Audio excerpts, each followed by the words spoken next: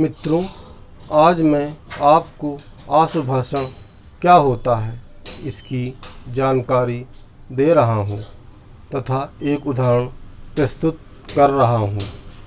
मित्रों, आशुभाषण प्रतियोगिता का आयोजन विभिन्न प्रकार की संस्थाओं, संगठनों एवं केंद्रों द्वारा प्रतिवर्ष आयोजित किए जा रहे हैं।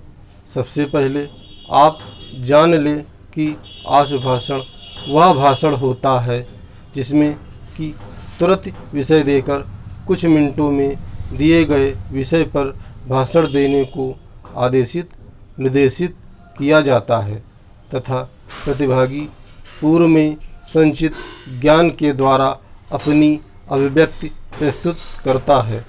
तो यदि आपको आशुभाषण में विषय हिंदी दे दिया जाए तो आप इस प्रकार से आशुभाषण दे सकते हैं।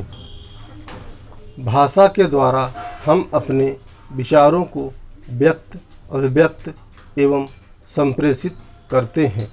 भारतवर्ष में भक्ति आंदोलन काल में भी सूर, कबीर, तुलसी आदि के द्वारा हिंदी साहित्य समृद्ध किया गया। स्वाधीनता आंदोलन में भी हिंदी थी तथा स्वतंत्र भारत में 14 सितंबर 1949 को संविधान सभा ने हिंदी को राजभाषा का दर्जा देकर सम्मान दिया। इसके उपरांत सन 1953 से संपूर्ण भारत में 14 सितंबर को हर साल हिंदी दिवस मनाए जाने की परंपरा का निर्वहन हो रहा है। गत वर्ष राष्ट्रीय शिक्षा नीति 2020 के द्वारा भी ऐसी सिफारिश की गई है कि हिंदी माध्यम से पढ़े हुए विद्यार्थियों को विज्ञान, तकनीक, प्रौद्योगिकी आदि को हिंदी भाषा के द्वारा शिक्षित करने के उपाय किए जाएं।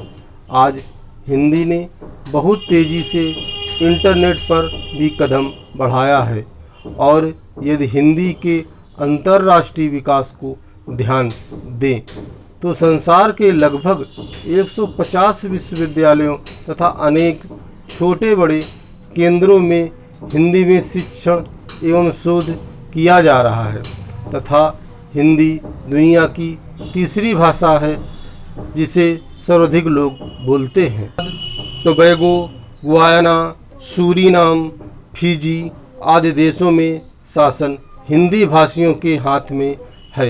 हमारे पड़ोसी देश नेपाल, पाकिस्तान, बांग्लादेश, भूटान, तिब्बत, म्यांमार, अफ़गानिस्तान में भी हिंदी बोलने और समझने वाले बहुत यात में हैं तथा अनेक सॉफ्टवेयर एवं ऐप भी उपलब्ध हैं जिनके द्वारा कंप्यूटर तथा मोबाइल पर हिंदी में बहुत कुछ मनचाहा किया जा सकता है।